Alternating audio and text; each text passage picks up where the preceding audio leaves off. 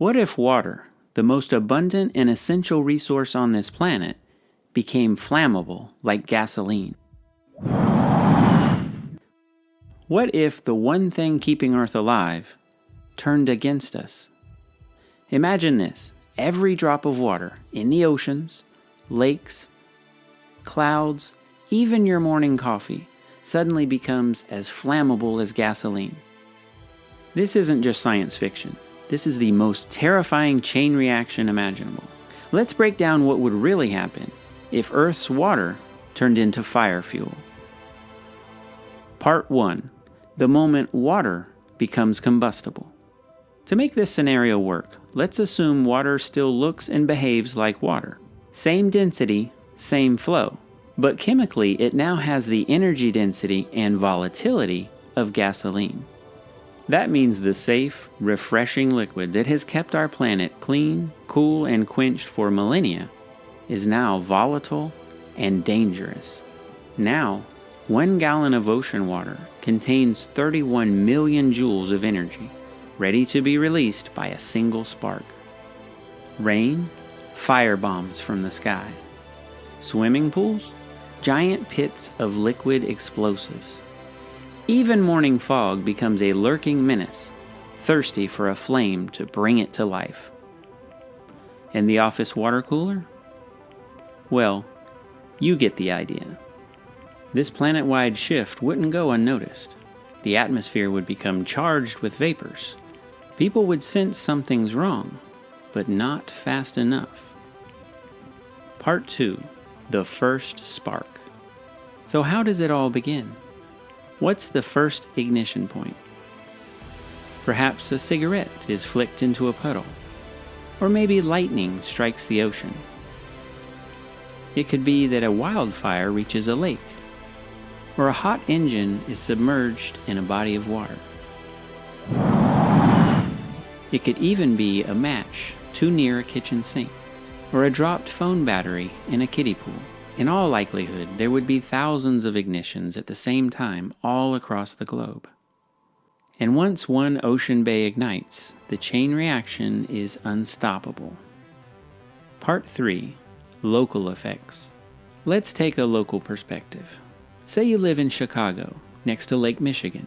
Once a spark hits the surface, flames will spread fast, about 5 to 10 meters per second, depending on wind. Entire lakes would ignite within minutes. The news of these fires would spread even faster. All forms of media would spike with the latest trending topic: the world is on fire.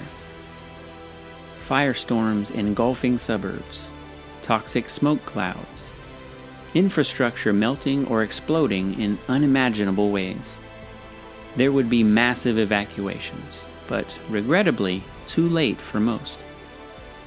Rivers would turn into flaming highways cutting across cities. Rain, literal fire falling from the sky. And the fire department would be totally unequipped to do anything about it.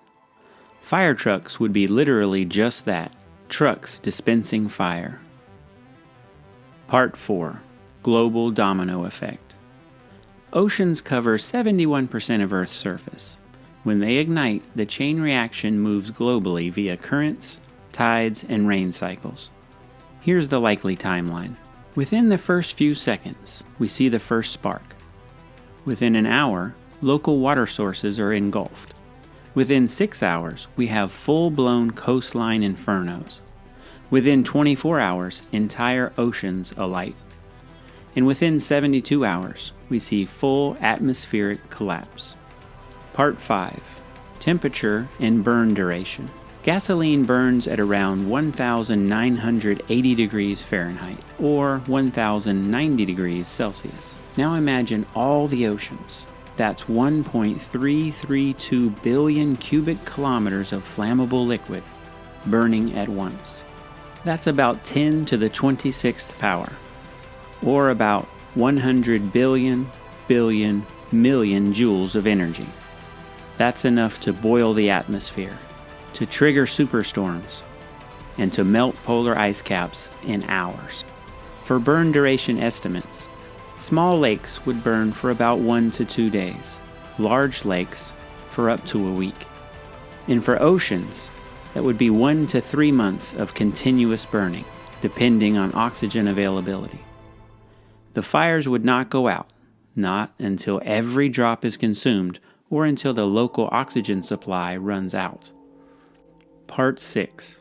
What Earth would look like after.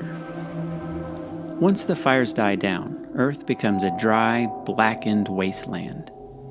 Atmosphere? Toxic, dry, and superheated. Cities? Obliterated. Oceans?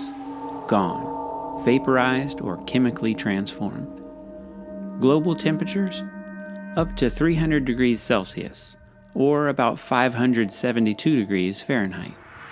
Skies choked with smoke and carbon compounds. No rain, no rivers, no fluffy white clouds. This is worse than nuclear winter. It's permanent summer on Venus. Part 7. Who or what survives? Would anything survive? Maybe.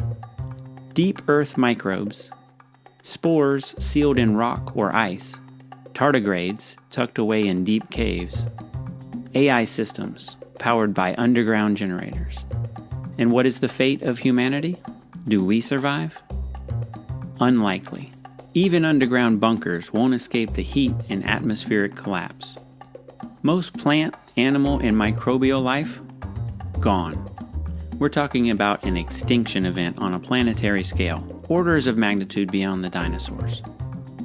So, should we worry? No. Water cannot become flammable under known physics. H2O is actually one of the most stable molecules on Earth. But this thought experiment teaches us something profound.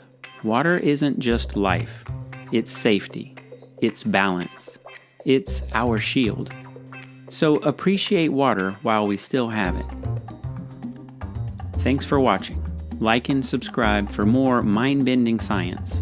And hey, maybe drink a glass of water today, while it still doesn't explode. I hope you enjoyed this video. It was our first ever video on this channel, and we're trying to make each following video better and better. So if you enjoyed this video, I encourage you to check out our second ever video on this channel, which features, of all people, Santa Claus. In that video, we look at what would happen if Santa went on vacation one Christmas and left it up to non-magical humans to do all the Christmas work, with no magic reindeer and no flying sleigh. And we break down the mind-numbing cost and logistics of making and delivering presents to every child who believes in Santa.